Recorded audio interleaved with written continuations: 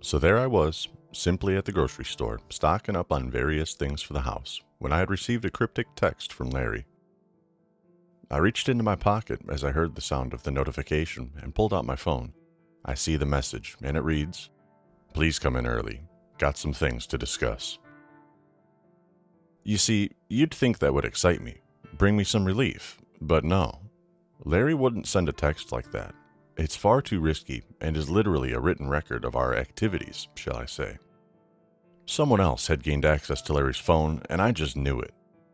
I also knew that whoever it was wouldn't have our best interests at heart. So I had to be cautious. It was a damned if you do, damned if you don't situation. If I'm too careful, I'll have eyes looking my way that will notice my safe behavior. If I'm not careful enough, I could end up putting both Larry and I in serious danger, as if we weren't already. I didn't respond to the text. Instead, I simply marked the notification as read and continued on with the rest of my shopping trip. I'll say firsthand, it wasn't easy to just pretend like everything was perfectly fine, but it's not like I really had much of a choice. I headed into work the next day with a pit in my stomach. I stopped at Larry's office before heading into the surveillance room, and to my relief, he was in there, chipping away at a stack of paperwork. "Evening, Olivia," he says, but the expression on his face isn't that of comfort, not at all. I stepped forward and entered his office. "I got your text. Sorry about not replying. Was just busy with a few things before I got here," I announced in a tone I hoped wouldn't raise any eyebrows, should anyone be listening. "That's more than fine. Just as long as you saw it is all that really matters," Larry responds, darting his eyes between his desk and me. I caught on to the signals he was trying to convey, and that's when I knew something was going down, and it was going to involve us. Larry reached over to his filing cabinet and grabbed an unlabeled folder, gripping it under his arm before marching over past the threshold of his office to the hall. "Let's go outside and have a chat," he stated in a tone that just barely concealed his unease. "Let's," I replied with exaggerated enthusiasm. "All right," Larry huffed as we made it outside. "My boss came in not too long before you got here. He's still inside visiting with the rest of the staff.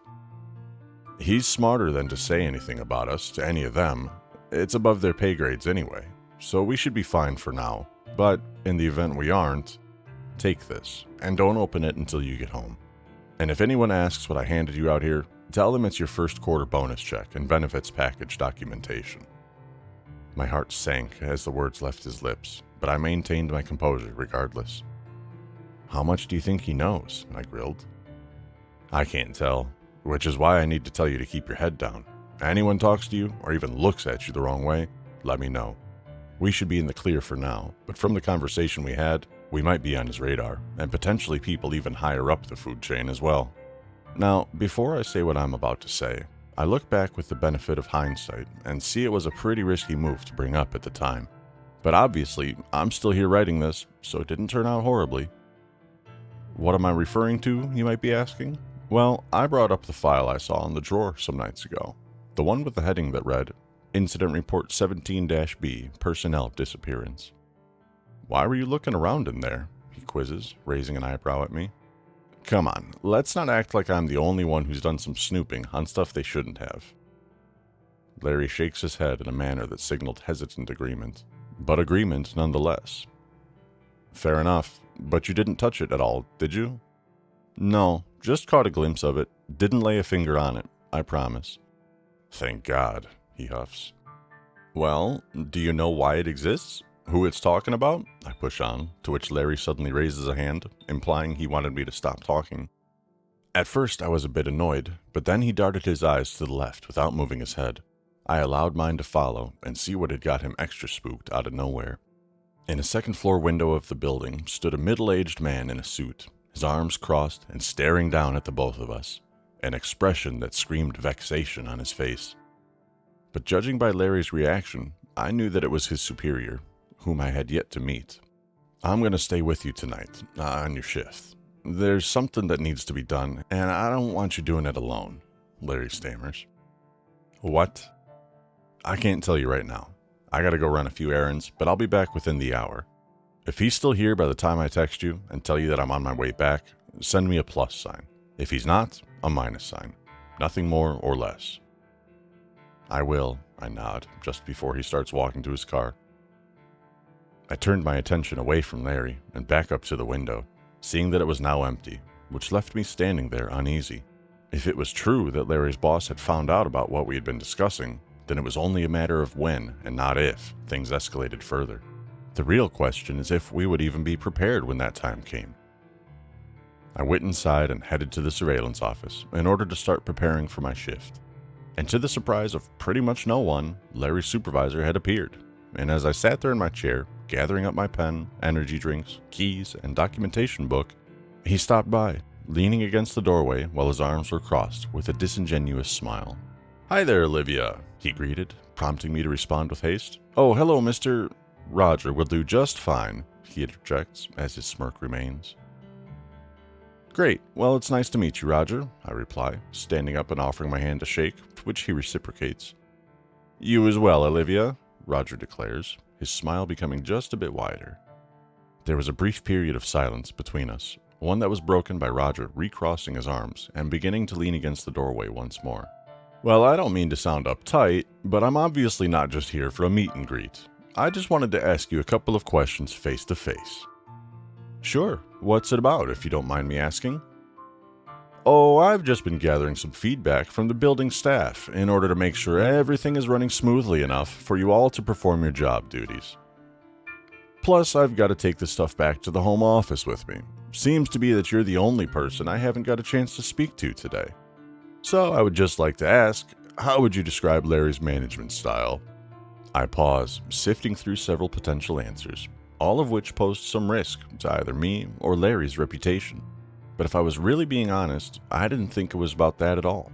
And when this feedback of mine did make it back to the home office, it wasn't going to be under the guise of a simple performance evaluation. I'd say he's great, always on top of things. He listens and makes sure I have what I need to be able to perform my job duties. Roger's expression suddenly turns sour, but it only lasts for a fraction of a second, as if he accidentally revealed something to me he shouldn't have and needed to course correct.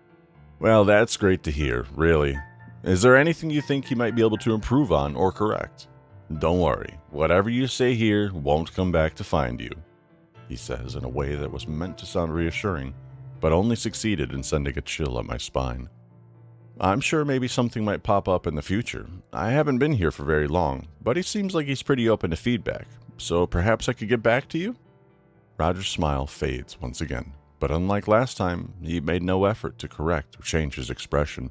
Instead, he takes a step forward, keeping his arms crossed as he peers down at me, his lanky form vertically filling out the doorway. "You're completely sure? There's nothing he does that may impede your work? Nothing that you feel is holding you back from being as productive as possible?" His tone had gone from that of a genuine interest to a threatening one. "Unfortunately, no," I retort firmly with a slight headshake, doing my best to resist his attempt at intimidation. Roger doesn't respond verbally, purposely staying silent and likely hoping I would crack under pressure, but I remained strong, staring him down as he did the same to me. "Well, that's great to hear," he laughs, his demeanor completely switching. "If you have any questions or concerns, though, Larry has some copies of my information in his office, and he's obligated to give you one if you ask." I appreciate it. Roger then turns his back to me, facing the hallway, in order to begin walking away. But before he even takes a step, he turns his head, and only his head, slightly, as if feigning the desire to look at me as he spoke. "I have to get going. Got a few meetings to attend to tomorrow, bright and early. Have a good shift, Olivia." I kept silent as he exited out into the hallway, waiting until he entered the elevator to pull out my phone and text Larry the minus sign. And just for good measure, I went to the window to watch Roger get in his vehicle and drive away. Later on that evening, Larry and I sat in the surveillance office together. He brought in an extra chair and did some paperwork on the right corner of the desk, while I sat in the middle, staring down the monitors to look for any abnormalities. We talked about the whole ordeal while working, but also obviously made sure to change up our exact wording and make it sound as if whatever we were discussing wasn't work-related. There weren't any cameras or listening devices in the surveillance room, but on the off chance we were wrong, we didn't want to shoot ourselves in the foot. "Don't let him intimidate you," Larry grumbled in reference to Roger. I didn't, I replied, absent-mindedly, my attention still focused on the monitors. Good. Gonna guess he had a couple things to say about me as well? He did, but it wasn't anything too direct, just mainly implied incompetence on your part. That figures, Larry huffs, trying and mostly failing to hide his indignation. He's always been a dick. The guy walks around like he owns every square inch of the ground he walks on. Never met someone so up their own ass. I didn't blame him for being irritated, and if that's what he has to deal with on a regular basis, then I feel bad for the guy, in all honesty. We sat and worked in mostly silence for the time being, occasionally going back and forth about personal lives. Larry had informed me about his love for video games, and we went back and forth on a few that we both played, discussing what we liked and disliked. Like, I get that it's not real, but getting shot in the head twice, virtual bullet or not, should make whoever it is sit their virtual ass down, he says with a chuckle. Shoot for the body, way too easy to miss headshots when they can just crouch or maneuver. Yeah, but then I feel like it takes way too many bullets. Larry was interrupted when both he and I caught something off on camera for the administration office. In the corner of the room sat a fridge that the staff used to store their various food for lunch breaks and snacks, the door to which was slightly cracked open, but the light inside the fridge was off, which was odd, seeing as its function was connected to the door itself. When it shuts, it turns off, and when it opens, it turns on. I grabbed my documentation book and began writing down the abnormality, keeping my report as exhaustive as usual. Larry peeked over at what I was writing, seemingly more interested in my work than his own. His engagement would only increase once I focused in on camera 2, the elevator interior, and saw something that had both of us freeze right there in our seats. There was a figure, shadowy and slightly transparent in nature, tall, broad, and humanoid in its shape. It simply stood, or rather, levitated there. It didn't move or shift at all. It just floated there, mere inches off the ground. And by the outline of its head shape, it almost seemed as if it was staring directly at the camera, and by extension, us as well. We both wanted to say something, to acknowledge what we were seeing, but the first few seconds of our dual observation was nothing but silence. There wasn't any particular protocol for me to follow regarding this scenario, as this kind of thing wasn't meant to happen, or at least it hadn't before from what Larry told me. So I sat there, hoping that he would be of some help. That's, I began, stuttering due to my disbelief. It's the one you saw that night, isn't it? He asks, his tone no longer confident. All I respond with is a simple nod from my head. The figure, who I now dubbed as the Shadow Guy, held his position firm, not moving one bit as he continued to seemingly stare down the camera. And I sat there, just as still as he was, looking at the monitor like a dumbfounded child with Larry. But our near immobile states were quickly disrupted once we heard the sound of a deep, groaning creaking coming from the ceiling above us. Although we had no visual on the source of said sound, and it wasn't your typical old building makes a noise deal. I gripped my documentation book before I looked back down at the monitor and saw that the Shadow Guy was no longer present. Squinting my eyes and leaning in closer to the monitor did nothing but confirm it. Just as he appeared, he vanished. We need to leave, Larry curses with an expression of desperation manifesting. His plummeting level of confidence made me uneasy by proxy. He stood up hastily before walking over to the door and putting a hand on the lever. What? I asked in a way that broadcasted I was desperate for an answer. He simply turns his head, looking at me with a deadpanned but unsettling stare, broadcasting his fear to me. This room, it isn't safe anymore.